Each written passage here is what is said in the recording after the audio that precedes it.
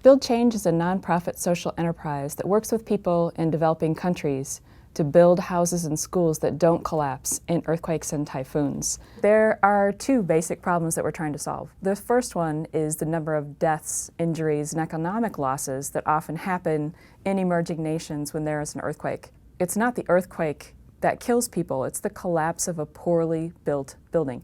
So this is a man-made problem, and there has to be a man-made solution. So the second problem is how the relief industry has traditionally approached post-disaster housing reconstruction.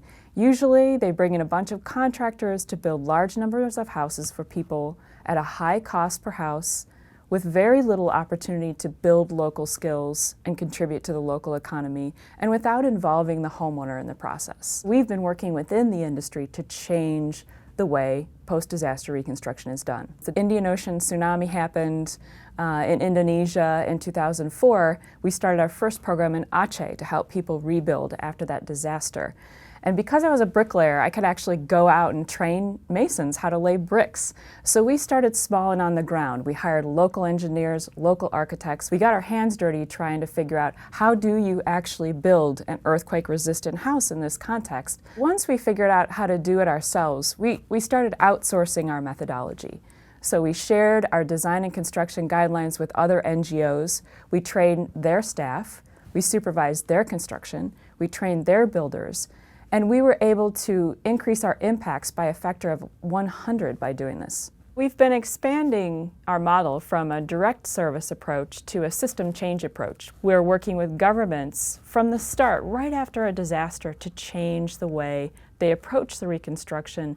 So we're trying to change the system. In China, after the 2008 earthquake, we actually had more power. We had more ability to enforce building standards by partnering with the government. They gave us these IDs that made us look like government officials, and we would go out and inspect the buildings, train builders on the job, report back to the government. And this was a very, very successful partnership that allowed us to scale up to over 1,000 houses in a short time. So now partnering with governments is essential to what we do. In Haiti, we have a partnership with the Ministry of Public Works, where we worked together with them to write the first ever guideline on retrofitting or strengthening a building, and we've used that guideline to train government engineers. In Colombia, we also have a partnership with the Colombian government in which we're training the Colombian government vocational institution. We're doing a train the trainers. We're training their team to train other builders in how to build safe houses. And we're also partnering with a government subsidy program.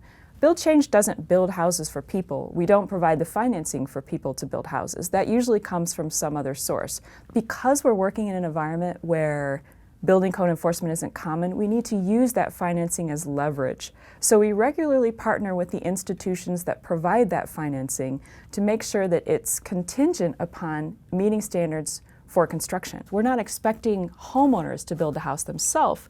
We're expecting them to hire a local builder who produces their house.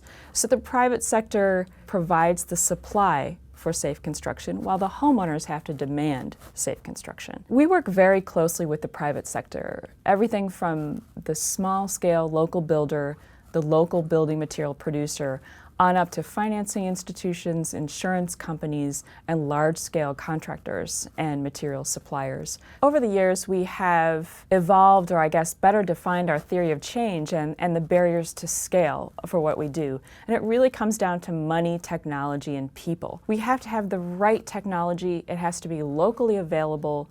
The builders have to have the skills and tools to build with it. The architecture has to be appropriate for the climate. And so we've got to get the technology right. On the money side, whatever we're proposing people to do, it has to be affordable. If people don't have enough money, they're not going to build a safe house. And so we are increasingly using financial incentives, insurance incentives to encourage people or to compel people to build safely. On the people side, someone has to want a house or school to be earthquake or disaster resistant. We work with governments to enforce building standards. We work with homeowners so that they understand how to build a safe house and they can demand it. And we also use social media and radio and various different messaging campaigns to get the word out to massive numbers of people about safe construction. If you are in social innovation, I recommend that you consider how this money, technology, people model really applies to what you're doing.